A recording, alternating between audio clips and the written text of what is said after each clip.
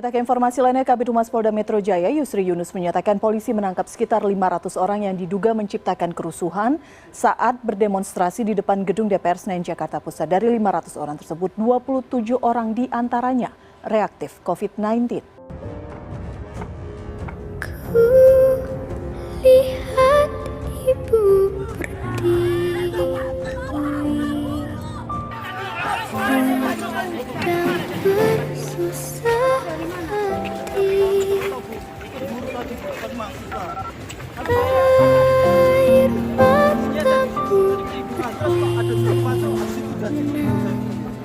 Air matamu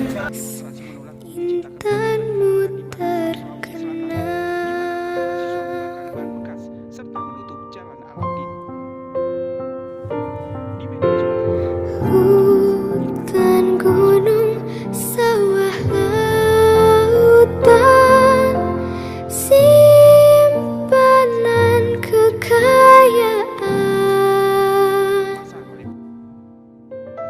Kini ibu sedang Dalam masa pandemi seperti ini menjadi semakin ricuh dengan adanya RUU Cipta Kerja.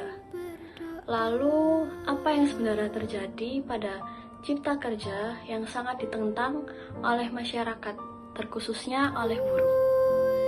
Diliput dari Kompas.com, Dewan Perwakilan Rakyat (DPR) telah mengotok palu tanda disahkannya Omnibus Law. RUU Cipta Kerja menjadi undang-undang. Pengesahan tersebut dilakukan dalam rapat paripurna ke-7 masa persidangan 1/2020 hingga 2021. Di sisi lain, pengesahan tersebut mendapat penolakan dari berbagai elemen masyarakat. Hal itu disebabkan Omnibus Law UU Cipta Kerja dinilai akan membawa dampak buruk bagi tenaga kerja dan buruh. Apakah akibat dari Undang-Undang Cipta Kerja yang ditentang tersebut? Banyak sekali dampak yang diakibatkan dalam Undang-Undang Cipta Kerja, yaitu lebih dari 1.000 orang yang terdiri dari kelompok mahasiswa dan buruh menggelar unjuk rasa dan pawai, di Jakarta salah satunya. Dengan menolak Undang-Undang Cipta Kerja atau Omnibus Law itu, gelombang demo penolakan juga terjadi di sejumlah kota di Indonesia. Di Jakarta, sekelompok buruh dari berbagai daerah sekitar Jakarta pun berusaha merapat ke Istana Negara dan gedung DPR untuk melaksanakan aksi demo. Aksi unjuk rasa ini pun berdampak pada bentroknya aparat dan peserta aksi demo seperti yang terjadi di Harmoni dan Patung Kuda Jakarta Pusat. Tidak hanya itu, situs resmi Dewan Perwakilan Rakyat atau DPR bahkan sempat diretas oleh orang yang tidak dikenal. Peretas itu mengubah nomenklatur Dewan Perwakilan Rakyat menjadi Dewan Pengkhianat Rakyat. Apa saja hal-hal yang merugikan bagi kota besar akibat aksi demonstran? Yang pertama, akibat aksi demonstran menolak UU Cipta Kerja yang ada di Jakarta, 11 halte Jakarta rusak total atau rusak parah. Dan menurut Gubernur DKI Jakarta, fasilitas tersebut akan diperbaiki kembali seluruhnya sehingga segera berfungsi, termasuk halte Bundaran HI yang habis dibakar oleh massa. Dan Gubernur DKI Jakarta mengatakan total nilai kerugian akibat pengerusakan tersebut sekitar 25 miliar rupiah. Selain itu, Wali Kota Surabaya Ibu Tri Risma hari ini memarahi para demonstran di Surabaya. Bu Risma mendatangi sekelompok pemuda yang ditangkap oleh polisi saat sudah terjadi demo. Bu Risma memarahi karena mereka merusak fasilitas yang ada di kota Surabaya. Dan Bu Risma semakin marah karena ternyata sebagian dari mereka ternyata bukan warga asli kota Surabaya, tetapi warga asli luar kota yang berada dekat di Surabaya, seperti Lamongan dan sekitarnya. Dan Bu Risma mengatakan kepada mereka, "Saya setengah mati membangun kota Surabaya ini dan kalian begitu saja merusaknya dengan mudah.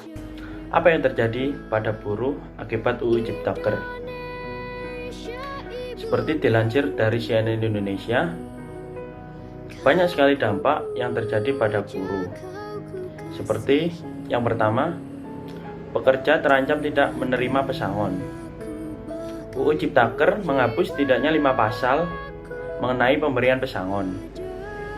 Imbasnya, pekerja terancam tidak menerima pesangon ketika mengundurkan diri, meninggal dunia, atau PHK. Yang kedua, TKA lebih mudah masuk RI. UU Ciptaker mempermudah masuknya tenaga kerja asing ke Indonesia. Hal ini dilakukan melalui pasal 81.4 hingga poin 11. UU Ciptaker yang mengubah dan menghapus jumlah aturan tentang tenaga pekerja asing dalam UU nomor 13 tahun 2003 tentang ketenagakerjaan. Contohnya, dalam UU Ciptaker pemerintah menghapus kewajiban izin tertulis bagi pengusaha yang mempekerjakan TKA sebagaimana tertuang dalam pasal 81.4 UU Ciptaker. Yang ketiga, batasan maksimum 3 tahun untuk karyawan kontrak diubah. Pada pasal 81 angka 15 UU Cipta Kerja yang menyebutkan pekerjaan yang diperkirakan penyelesaiannya dalam waktu yang tidak terlalu lama. Nah, ini tuh mengubah pasal 59 UU No 13 tahun 2003 tentang ketenagakerjaan yang menyatakan bahwa karyawan kontrak itu batasan maksimalnya 3 tahun. 4. Jam lembur bertambah. Lembur yang sebelumnya ditetapkan bahwa paling lama itu 3 jam per hari atau 14 jam per minggu diganti menjadi paling lama itu 4 jam per hari atau 18 jam per minggu yang tercantum pada UU Cipta Kerja pasal 81 angka 22.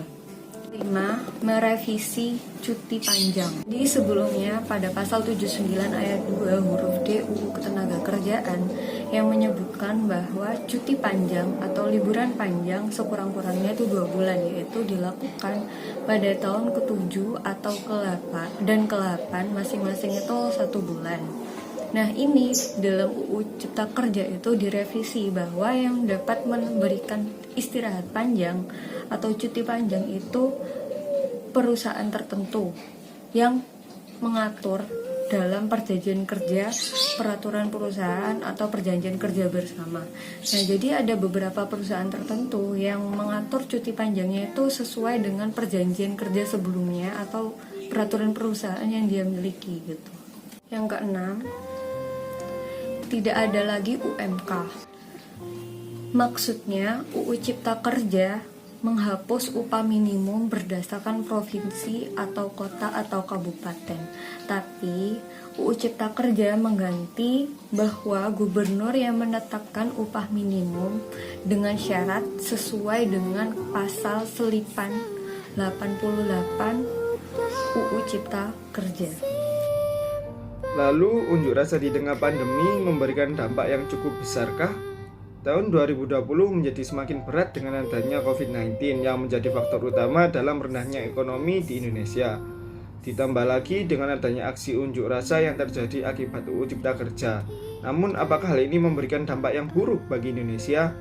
Diliput dari kompas.com, juru bicara pemerintah COVID-19, Wiku Adhisa Smito mengatakan, aksi unjuk rasa di masa pandemi merupakan cerminan puncak gunung es penularan COVID-19.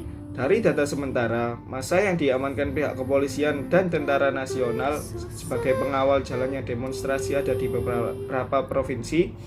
Di Sumatera Utara misalnya, terdapat 21 demonstran yang reaktif COVID-19 dari 253 orang. Daerah khusus ibu kota Jakarta sebanyak 34 pengunjuk rasa reaktif dari 1.192 orang.